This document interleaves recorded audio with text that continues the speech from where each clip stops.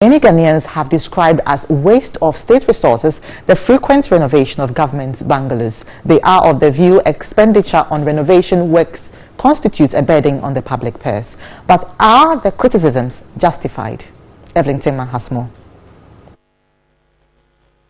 Accommodation plays an important role in the lives of people. For public servants, particularly presidents of the Republic, ministers, speakers of parliament and other Article 71 office holders, it is even more crucial. These categories of public servants are accommodated by the state and given all the incentives to make them have a free mind to work efficiently. But a cross-section of the public have argued that the privilege is being abused by some, citing former Speaker Ebenezer Sechi Hughes, who was alleged to have taken away almost every item in his official residence, including curtains, cooking utensils and napkins bought by the state. Also, anytime there is a change of government, renovation work usually has to be done before the new government officials, being it ministers or Speaker of Parliament, moves in, and this has raised cost concerns.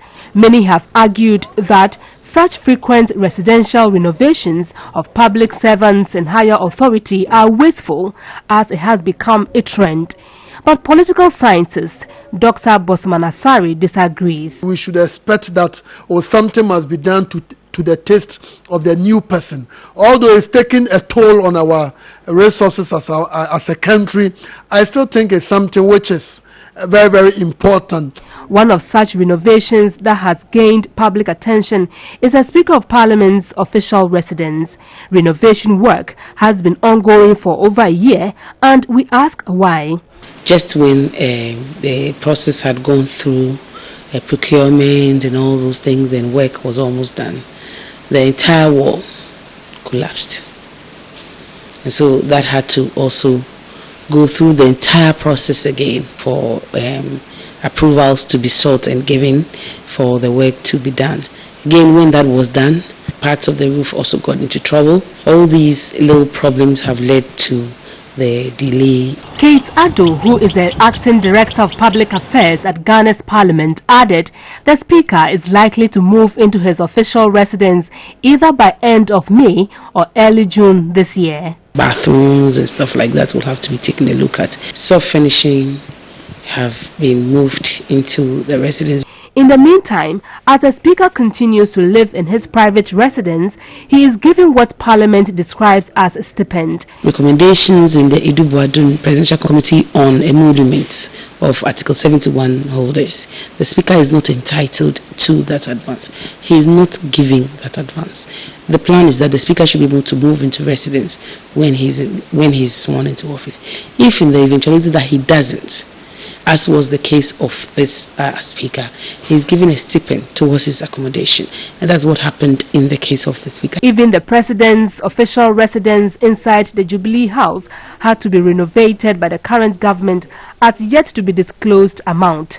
On the other hand, the vice president's official residence has also for the past 3 years been going through construction after work on the site halted. Political scientists Dr. Bosman Asare and Professor Edward Jampo say even though these renovations and constructions are necessary, it should be done bearing in mind the country's resources. We must agree on the basic things that would have to be fitted into such renovated apartments and all that, so that in doing so we are mindful of our own limited resources as a developing nation.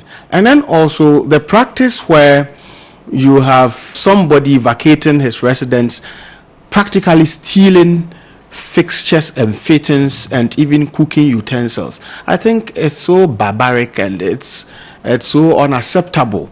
Let's make sure we do it in such a way that at the end of the day, the nation will get value for money. It shouldn't be like something some people are going to benefit in a manner in certain deals or certain shady deals. Acting Managing Director of Architectural and Engineering Services Limited, Robert Abugiri, says renovation of a bungalow can take over a year depending on the scope of work. If there are cracks and it all has to do with the foundation, and you have to support the structure from underground, that is called underpinning.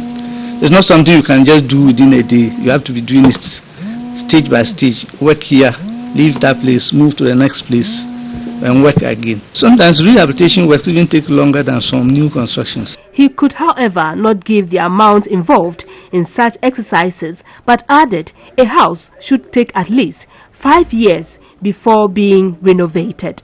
Evelyn Tinkma, TV3 News, Accra.